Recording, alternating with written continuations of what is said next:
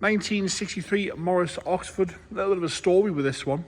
It was in Bewley Motor Museum from the 80s up till 2003, so just over 20 years it stayed inside the motor museum there. It's showing 36,993 miles on the clock, and we've got a massive service history file, a massive history file in general with this one, sort of backing the mileage up a little bit there as well.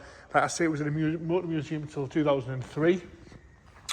It does need a battery and it does need a clutch. The clutch is stuck to the floor. We know this. Jim's going to fire it up for us. That's how it fires every time.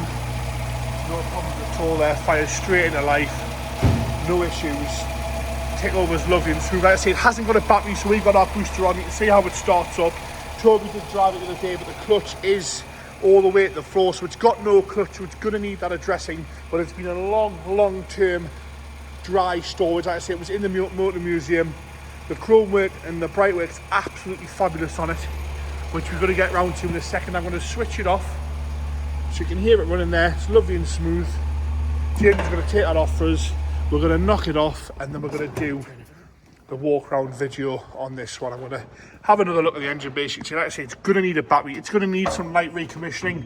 We've just pushed it into place and it rolls nice and free in all fairness to it. So bodywork wise, I'm going to start off the bonnet on this stunning Morris Oxford, onto the interior, around the car again. We'll go to the boot where there's loads of parts that have been collected over the years. So the bonnet itself, to me, it hasn't had a lot of paintwork on it. So I'd say it's been in dry storage, so why would it have? There's a few light surface scratches where it's been washed over the years and polished, sort of dry polish. You can see some swirl marks, but there's no rust, there's no dings, there's no dents at all anywhere on the bonnet itself.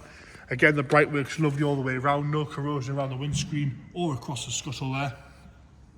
Down the left-hand side wing top, again, various little sort of storage marks more than anything. I've seen this before on cars that have been stored for a long time. A few little spiders in the wing top there. Bright work's absolutely gorgeous, which you can't see. They can see the bumpers. I've not seen chrome work like that for a long time. Across the grille, all straight. Spotlights are lovely. Light bezels are perfect all the way around. As we come round and down that right hand side front, we've got a little bit of a touch in here, a little bit underneath on the side of the light there. I did notice another one on this side with a slight discrepancy. You can see the touch-ins there with a few little blemishes. I don't remember where they were. Coming up the wing top itself, again, a few more little spiders here and there. But apart from that, it's so solid around the arches. You put your hand in that arch there and it is a lovely crisp lip all the way around that arch. Hubcaps are lovely as well. Coming backwards and down that right hand side, again, it is so straight down the right hand side. Lovely entirely across the door. Once the polish, the paintwork is a little bit flat in places. And we've had another touch in on the back of that driver's door, which you can't see there. Working our way back across the top of the driver's door onto the passenger door, all the body lines are lovely. A little bit of pitting in the chrome trim down the side. And again, a little bit of flatness to the paint, but nothing to really complain about. Very, very usable with a good story behind it. Lovely and tidy across the roof with some light surface scratches again. A few slightly heavier ones on the left-hand side. Coming down that right-hand side, rear quarter and arch again, no corrosion coming through. So solid all the way around. A few little marks here and there across the paintwork. The odd light scuff where it's been stored. Again, like I say, good polish just to bring that back to life. And again, rear bumper.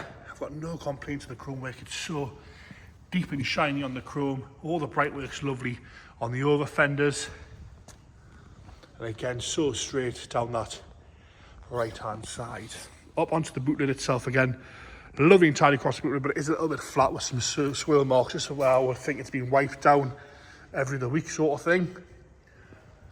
Around the rear window, again, the bright work's lovely. We've got a sticker on the fuel filler cap there, which you can't see. Coming down again across the rear quarter on the left hand side, again, it is perfectly straight down that left hand side, no dings, no dents. Across the wing top again, a few little marks here and there. And around the arch, a few light little scrape on the arch with a few little touch-ins. Lovely and fresh going onto that left hand side rear door. No complaints there. A little bit of pitting to the handle. And again, once a good polish in places, but I would drive it around very, very happily as is. A few little marks behind the handle. Then again, some light pitting to the chrome work. Down the rub strips down that centre chrome section here. A few slightly heavier scratches on the passenger front door. Going forward on that front arch again, around the wing, a few little stone chips, a few little spiders here and there, but around the arch itself, no corrosion, lovely and tidy. Again, those touchings that I have mentioned. Sitting perfectly level. As we go into the interior, this is where you can see we know the mileage is right on it because the interior is absolutely superb. Lovely and tight on the door card. We have got a rubber mat there that's starting to break away, but it's protecting the carpet underneath lovely. Up the seat itself on the right hand side, lovely and tidy. A little bit of wear at the lower swab, but it's nice and soft. It's not going to split when you sit on it. Steering wheel is perfect as well. Across the dashboard, no complaints at all across the dashboard. And across that headlining, unmarked. Lovely and clean on the headlining. See how that door shuts there perfectly. Right hand side rear, a little bit stiff on the door. Again, nice and tidy on the door card. Rubber mats fitted throughout. Carpet underneath is spotless. And that rear bench seat is lovely and tidy. Gently pull that armrest down. No real wear at all to that. Wants a little bit of a condition if you're being harsh on the back seat there. It's not going to split, but it's a little bit dry on the back seat. Everything just closes so right. I know this is a weird thing to talk about, but no effort there at all on that. Into the boot now. Again, loads of spare parts that have been kept over the years. Some of them have still got original stickers on them.